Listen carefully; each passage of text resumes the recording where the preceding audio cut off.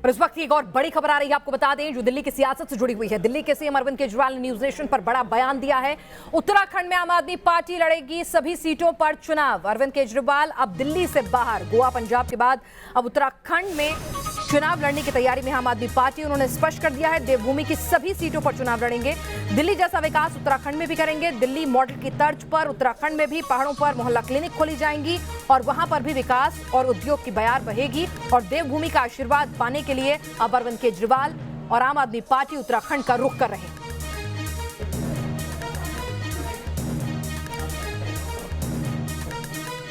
और news nation से exclusive बातचीत में क्या कुछ कहा अरविंद केजरीवाल ने, आइए आपको सुनवाते हैं। दिल्ली से ही पूरे देश की राजनीति जो है वो गवर्न होती है और अब गोवा और पंजाब के बाद अरविंद केजरीवाल पहाड़ों की तरफ निकल रहे हैं।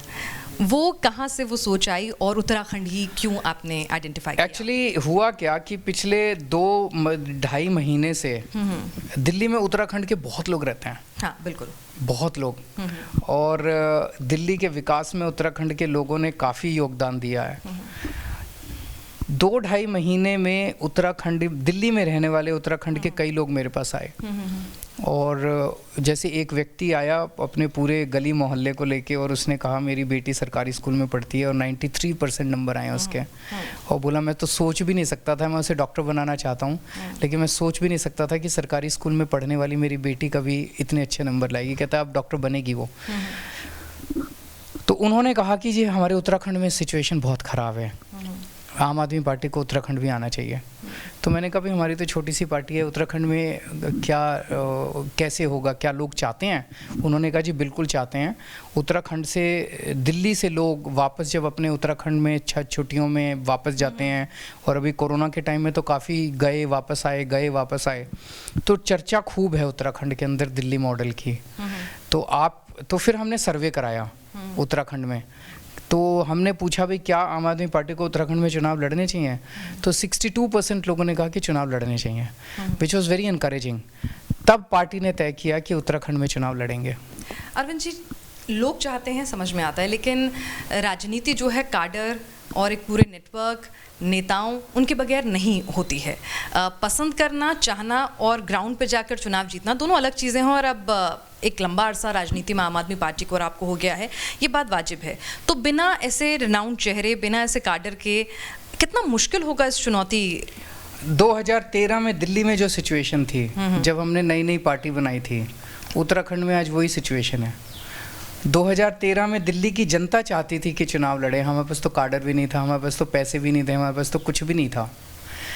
मुझे लगता है कि किसी भी चुनाव में सबसे इम्पोर्टेंट होता है होप, आशा, उम्मीद।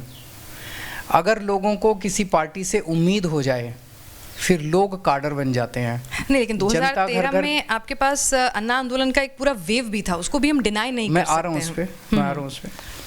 तो उम्मीद इम्पॉर्टेंट होती है। तो 2013 में लोगों को क्या उम्मीद थी? हमारी गवर्नेंस तो देखी नहीं थी लोगों ने।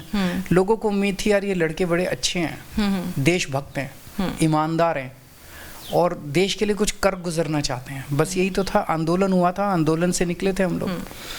आज लोगों ने हमारे 5 साल की गवर्नेंस को देखा है। उत्तराखंड के लोगों ने दिल्ली मॉडल को देखा है।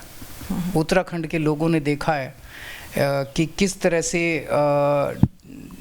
जैसे वहाँ पे एक डंडी खंडी की एक प्रथा है उत्तराखंड के अंदर, जिसमें